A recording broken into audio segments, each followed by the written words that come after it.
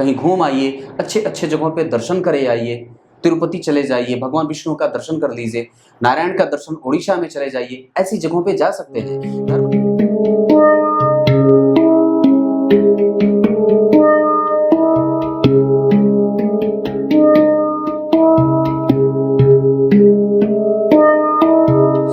से लेकर 11 बजे के बीच में उपस्थित हूँ आप सबके सामने। आज इनकी कुंडली लेकर के आया हूँ। इनका नाम है साधना और ये हैं रीवा मध्य प्रदेश है। 1986 इनका डेट ऑफ बर्थ है और अश्विन माह में इनका जन्म है।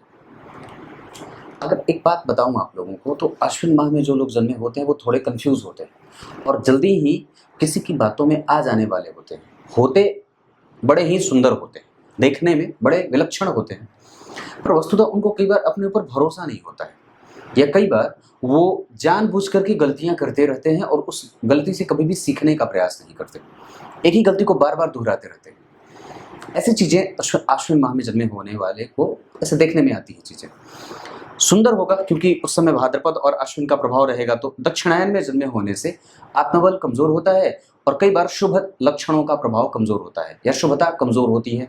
शुभ लक्षणों का प्रभाव कमजोर मतलब जैसे शुभ ग्रह जितने भी हैं वो थोड़े कमजोर हो जाएंगे। सूर्य कमजोर हो जाते हैं क्योंकि आत्मबल के कारक सूर्य होते हैं और व्यक्ति के जीवन में जो है वो एक जो सकारात्मक भाव पैदा होता है क्योंकि वो आत्मबल है।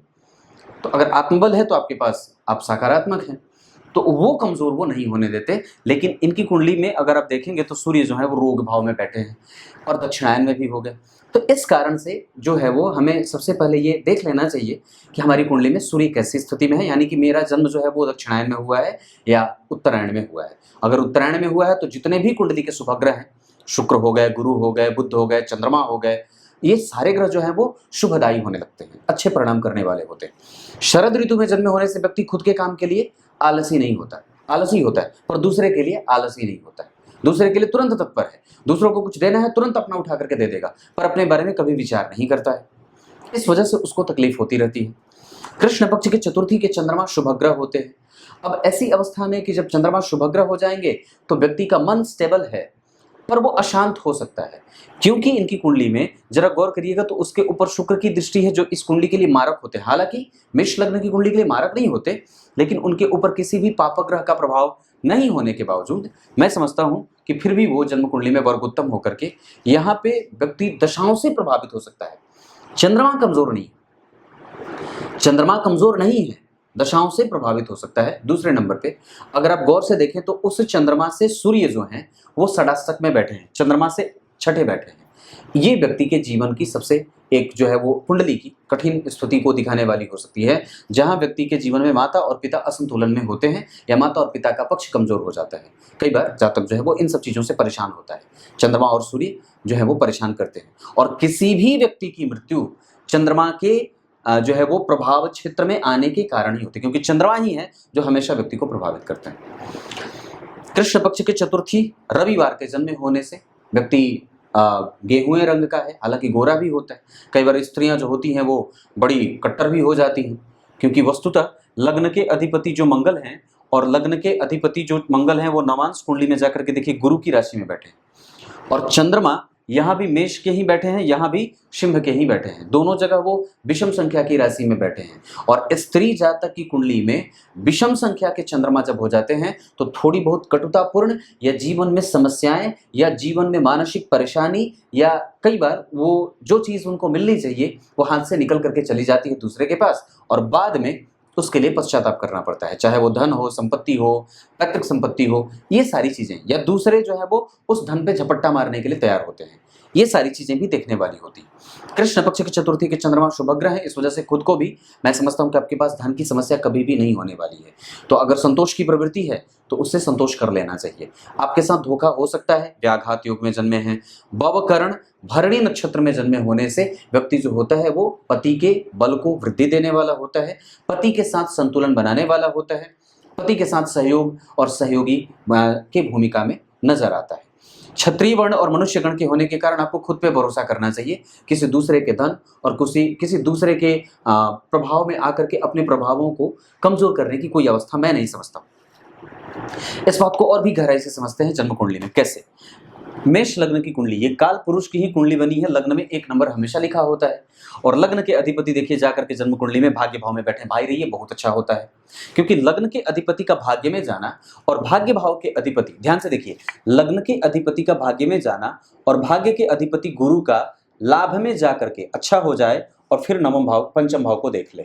ऐसी स्थिति में कि पंचम भाव के अधिपति जब दुह स्थान में बैठ जाएंगे और दुह स्थान के अधिपति के साथ और राहु केतु के संपर्क में, तो ये जो स्थिति होती है वो व्यक्ति के जीवन में कई बार थोड़ी सी कमजोरी, संतान को लेकर के, यश कीर्ति मान सम्मान, पुत्र पिता और पत्नी के प्रेम को लेकर के कमजोरी मिल जाती है। साथ ही साथ ये आपकी कुंडली में जो स्थिति बना रहे हैं, यहाँ से आपको दुश्मनों से लड़ने में बल देंगे, साहसी बनाएंगे। नेचर वाइज आपको यहाँ पे बल मिलेगा, क्योंकि यहाँ पे राहु की दृष्टि 12 में है, तो कोर्ट केस में भी कई बार व्यक्ति को जाना पड़ता है। और अगर मैं समझता हूँ कि उसमें ना ही जाएं, बाहर ही उसको सुलझा लें तो ज़्यादा बढ़िया हो, पंचों की सहायता से। क्योंकि आपकी कुंडली में आप हारेंगे तो नहीं, लेकिन हाँ धन हानि जरूर है, क्योंकि राहु मीन के बैठे हैं और वो तटस्थ हो जाएंगे कई बार। साथ ही साथ आपकी कुंडली में गुरु और चंद्रमा जो बैठे हैं वो दोनों एक दूसरे से तृतीय एकादश में बैठे हैं, ये ठीक उतना नहीं होता है। इस वजह से कई बार हाथ में आया हुआ धन, हाथ में आया हुआ पद, हाथ में आई हुई प्रतिष्ठा गंवा देता है व्यक्ति, और कई बार वो दूसरों को खुश करने के चक्कर में अपने ही टांग पे कुल्हाड़ी मार चुका होता है। ये स्थिति मतलब अनियंत्रित होकर के फैसले ले लेना, जो चीज उसको मिलना चाहिए था वो किसी दूसरे के पल्ले में है या दूसरे की गोद में जा रहा है, तो आपके घर का वृक्ष जो है वो दूसरे के यहाँ फल दे रहा है और आप जो है टुकुर टुकुर दाग रहे हैं। ऐसी स्थिति कई बार बनती है, क्योंकि गुरु लाभ भाव में अकेले बैठे हैं और यहाँ के अधिपति को देखिए तो व्यक्ति के जीवन के लाभेश जो शनि बनते हैं कुंभ राशि के, वो अष्टम में वृश्चिक राशि के बैठे, ये खराब होता है, ये ठीक नहीं होता। तो आपको खुद पे ही भरोसा करना होगा, क्योंकि आपका व्यापार भाव बहुत अच्छा बना है, व्यापार करिए और गुरु उसको देख रहे हैं, व्यापार करिए, तुला राशि है, खुद का काम करिए और खुद के बल पे भरोसा करिए। किसी दूसरे के बल पे जाने के लिए मैं कभी भी इस कुंडली को इजाजत नहीं दे सकता, ये पक्की बात है। दूसरे नंबर पे चंद्रमा जो है वो भरणी नक्षत्र के, लग्न भरणी नक्षत्र का बना है। भरणी नक्षत्र के पहले चरण के अधिपति जो होते हैं वो सूर्य होते हैं। इस आधार पर कि सूर्य और मंगल और भरणी नक्षत्र के अधिपति शुक्र, इन तीनों को समझते हैं। शुक्र भरणी नक्षत्र के अधिपति जो चंद्रमा को देख रहे हैं, यहाँ से एक बहुत अच्छी बात ये देख रही है, कुंडली में दिख रही है कि व्यक्ति का दाम्पत्य कभी खराब नहीं है। हाँ, लग्न में चंद्रमा हो और सूर्य जब छठे भाव में बैठे हों, लग्न में चंद्रमा हो और सूर्य जब छठे भाव में बैठे हों, बुध छठे भाव में बैठे हों, तो व्यक्ति होता साहसी है, पर वस्तुतः वो उसको कई बार उसकी परिस्थितियां उसको मार देती हैं, उसकी परिस्थितियां उसको कई बार कंगाल बना देती हैं या घायल कर देती हैं, चोटिल, मतलब एक ऐसी स्थिति जहां पे वो चोटिला इंसान हो जाता है और उसको हमेशा ही बदले की फिराक में घूमना पड़ता है, या कई बार उसके साथ जो लोग धोखा करते हैं उसको पीछे करने की जुगत में लगा रहता है। इस चीज से मुक्त होने की आवश्यकता है। आपको किसी से बदला लेने की आवश्यकता नहीं है, आप जिम्मेदार हैं, आप गैर जिम्मेदार नहीं हो सकते। आपके पीछे कई लोगों का जो है वो प्रभाव है। आपकी कुंडली में संतान का सुख है और इसमें निसंदेह, क्योंकि गुरु देख रहे हैं और जन्म कुंडली में मंगल का प्रभाव बहुत अच्छा बना हुआ है, सप्तम भाव अच्छा बना हुआ है, तो निसंदेह आपकी कुंडली में, और अभी तो आपकी दशा भी अच्छी चल रही है, घबराना क्यों। 2027 तक अभी आपकी कुंडली में सितंबर तक मंगल की दशा है, और ये तो लग्नेश होते हैं। आपकी कुंडली में धर्म करना, अध्यात्म के क्षेत्र में जाना, दूसरों की सेवा करना, दूसरों के धन पे ना देखना, अपने बल पे इकट्ठा करना, जो आपका धन हड़पेगा ना, निसंदेह उसको तो भोगना पड़ेगा, क्योंकि आपकी कुंडली में गुरु जो है वो जन्म कुंडली में पंचम भाव को देख रहे हैं और जन्म कुंडली में धन भाव के अधिपति को देख रहे हैं। पैतृक संपत्ति के भाव को गुरु ने देखा है, तो यदा कदा वो मिल ही जाए, लेकिन मेहनत मैं समझता हूं कि गलत तरीके से ना करके, उसके साथ सुलटा करके, आसानी से बात करके, तर्क वितर्क करके आप अगर उससे हराना चाहें तो उसके बल पे, क्योंकि ज्ञान का बल आपके पास ज्यादा है। चंद्रमा और शुक्र जैसे दो शुभ ग्रह जो आपकी कुंडली में पहले ही बहुत अच्छे स्थिति में शुभ ग्रह बैठे हों, लेकिन आपका जन्म दक्षिणायन में हुआ है, इस वजह से जीवन में शुभता, ध्यान से समझिए, कुंडली को समझने की आवश्यकता है कि जीवन में जो शुभ लक्षण हैं, जो शुभ प्रभाव हैं, जहां पे व्यक्ति 30% निराशावादी हो रहा है, और वो शनि मंगल राहु केतु, क्योंकि लग्नेश जो हैं वो आपकी कुंडली के अष्टमेश भी तो होते हैं, तो लग्नेश अष्टमेश होने के कारण कई बार ये अपना प्रभाव दिखाते रहते हैं। और अभी आपकी कुंडली में मंगल में जो हैं वो गुरु चल रहे हैं, जो कहीं से भी किसी शुभ ग्रह के प्रभाव में नहीं है। गुरु को देखिए, और गुरु तब अच्छे परिणाम देंगे जब उससे चंद्रमा या जब उससे चंद्रमा त्रिकोण या केंद्र में हो, पर वो है नहीं। पर फिर भी अगर जिस ग्रह का अंतर हो उससे पंचमस्त अगर शुक्र बैठे हो या शुभ ग्रह बैठे हो तो खराब नहीं है। इस वजह से हमें बिल्कुल ही तो 30% निराशावादी जो भाव है उसको त्याग करके आपकी कुंडली के अंदर 70% ऑप्टिमिस्टिक प्रवृत्ति है, आशावादी प्रवृत्ति के हैं आप, उसको त्यागिए मत। और मैं समझता हूं कि जीवन को सही दिशा पे लाने के लिए हनुमान जी की पूजा करिए, बजरंग बली की आराधना आपको सबसे ज्यादा लाभदायक सिद्ध हो सकती है, उनकी उपासना करिए। एक बात और बताता हूँ, संतान का सुख बिल्कुल है और इसके लिए सबसे अच्छा वक्त अभी 2023 के फरवरी तक है, आप आराम से इस मामले में विचार कर सकते हैं। एक बात और बता दूं, आपको खुद का काम करना चाहिए। और एक बात, जो कॉस्मेटिक सी चीजें हो, कॉस्मेटिक से संबंधित हो, कंप्यूटर से संबंधित हो, कंपोनेंट से संबंधित हो, कपड़ों से संबंधित हो, ज्वेलरी से संबंधित हो, बर्तनों से संबंधित हो, सजाने से संबंधित हो, खाने पीने की सामग्री, मिठाई की दुकान हो, ये सारी चीजें बनती है, सारी चीजें बनती है। रंगों का काम हो, पेंट का काम हो, ये सारी चीजें आपकी कुंडली में बनती हैं। और एक बात और बता दूं, तो वस्तुतः आपकी कुंडली में बढ़िया जो सबसे अच्छे बैठे हैं, तो अगर इस स्थिति में आप जो है वो हार्डवेयर की दुकान भी कर सकते हैं। और कई बार व्यक्ति जो होता है वो आईटी सेक्टर से जुड़ करके भी काम कर सकता है, कई बार फाइनेंस सेक्टर से भी जुड़ करके काम कर सकता है। पति के साथ सहयोग की बात करें तो मैं समझता हूं कि 100% आपकी कुंडली में ये योग बनता है, बिल्कुल कर सकते हैं, क्योंकि चतुर्थ स्थान के अधिपति केंद्र में बैठे हैं और वो शुक्र से देखे जा रहे हैं। गुरु का प्रभाव जन्म कुंडली के पंचम भाव पे है और सूर्य और बुध आपको बुद्धिमान तो कम से कम बना ही रहे हैं, जहां व्यक्ति अपने दुश्मनों से कभी भी हारेगा नहीं, लेकिन हाँ बुद्धिमानी के बल पे, लड़ाई झगड़े के बल पे नहीं।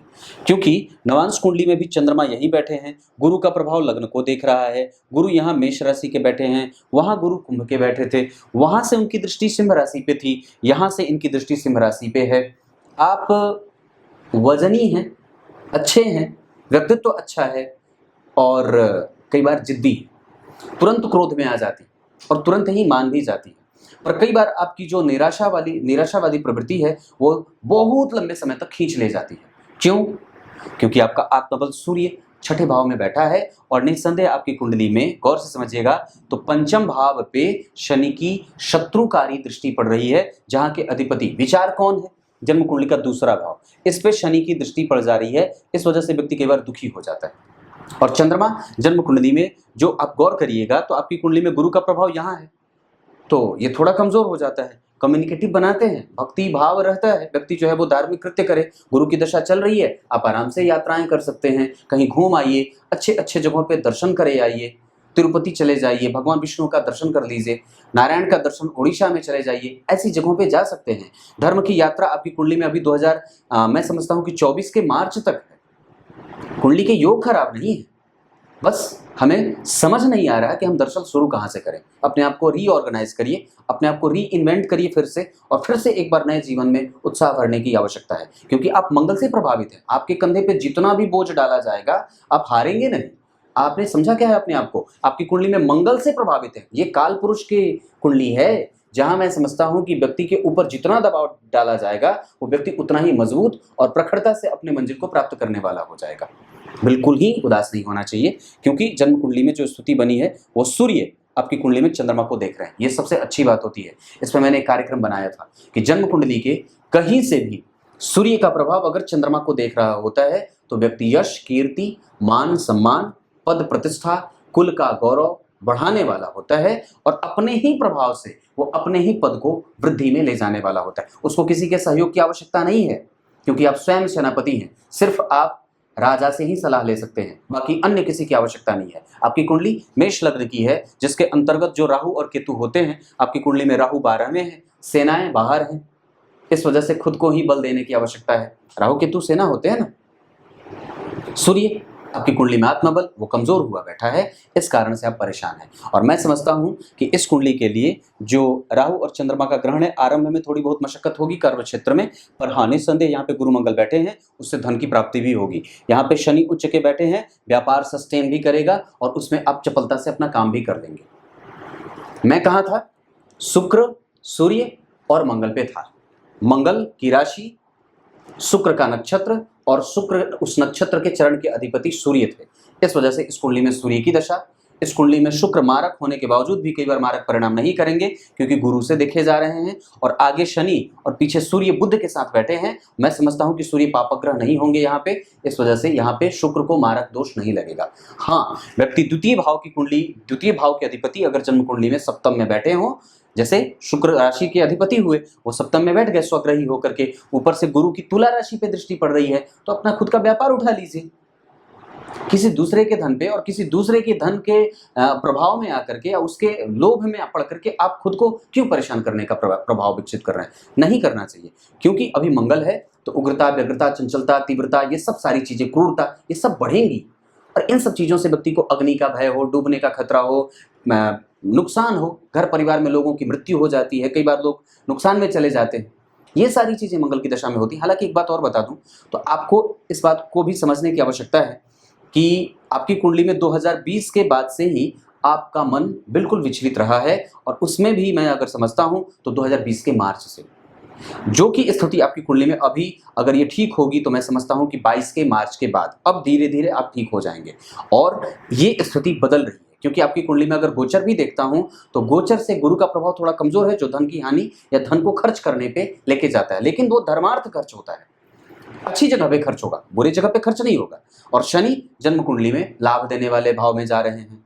राहु केतु का भी प्रभाव आपकी कुंडली में कमजोर नहीं होगा। राहु और केतु 12 में है, इस वजह से मैं थोड़ा बहुत संतुलन पैदा करने को कहूंगा। राहु की दशा जब आएगी 2027 के बाद, उस दौरान आपको गणेश चतुर्थी का व्रत और गणेश जी की पूजा आरंभ कर देनी चाहिए। एक बड़ी अद्भुत बात बताऊं, बताता हूं।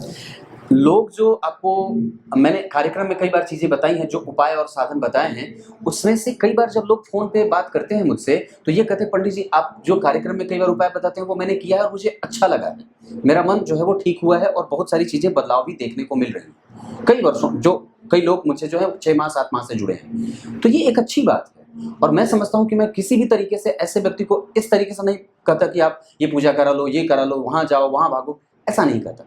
आप भगवान का दर्शन कर सकते हैं, मंदिर जा सकते हैं, अपने आसपास के किसी मंदिर को पकड़ सकते हैं, उससे ज्यादा पूजा और पाठ करने की कोई आवश्यकता, क्योंकि कोई भी व्यक्ति साधारणतः क्या चले, क्या मानता है, मेरी दुकान चल जाए, रोजी रोटी अच्छे से चल जाए, बस इससे ज्यादा मुझे क्या चाहिए। इंद्र का पद तो कोई नहीं चाहता। तो कहने का तात्पर्य है कि ऐसी स्थिति बन रही है और निसंदेह मैं समझता हूं कि इंद्र के पद तक पहुंचने की हैसियत इस कलयुग में बहुत कम लोगों के पास है, क्योंकि वस्तुतः उनके कर्म क्षेत्र बहुत प्रभावित और दूषित हो चुके हैं और आप ग्रहों से 100% परिणाम की अपेक्षा भी नहीं कर सकते, क्योंकि वो संपूर्ण फलदायी भी नहीं होते कई बार। और मैं समझता हूं कि जो होना है वो तो होके ही रहेगा। आप चाहे किसी भी, चाहे 5500 वाले को दिखा लीजिए, चाहे 1100 वाले को दिखा लीजिए, चाहे 7000 वाले को दिखा लीजिए, चाहे 21000 वाले को दिखा लीजिए, कुछ भी होने वाला नहीं है। और दरअसल अगर ज्ञान है तो वो 1100 में वही काम करेगा, 5500 में भी वही काम करेगा और 20000 में भी वही काम करेगा। बस सीधी बात है कि परख कैसी है और आपके परखने की शक्ति कैसी है।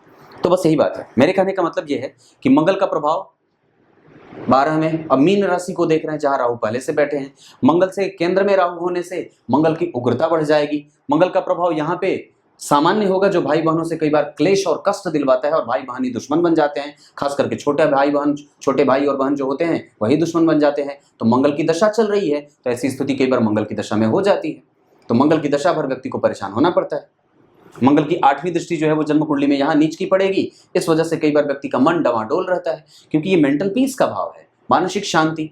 इस भाव से चतुर्थस्थ जो है वो शुक्र बैठे हैं, तो कम से कम माता का सुख, पिता का सुख मिलता है, पर वो भी एक साथ कमजोर हो जाता है, क्योंकि मंगल की नीच दृष्टि पड़ रही है यहाँ पे। और यहाँ के अधिपति शनि तो पहले ही अष्टम में बैठे थे, इस वजह से भी परेशानी है। तो दशम भाव के ऊपर किसी शुभ ग्रह का कोई प्रभाव नहीं, ऊपर से केतु की दृष्टि पड़ गई तो पिता कमजोर हो गए। पिता के कारक पहले ही रोग भाव में है, तो वो पहले से ही विदीर्ण थे। माता के कारक जो है वो जन्म कुंडली में चंद्रमा लग्न में है, माता के अधिपति लग्न में है, तो माता का प्रभाव और माता का सुख व्यक्ति को मिला होगा, लेकिन फिर भी व्यक्ति जो है वो मंगल की दृष्टि के कारण माता को खो देता है मंगल की दशा में।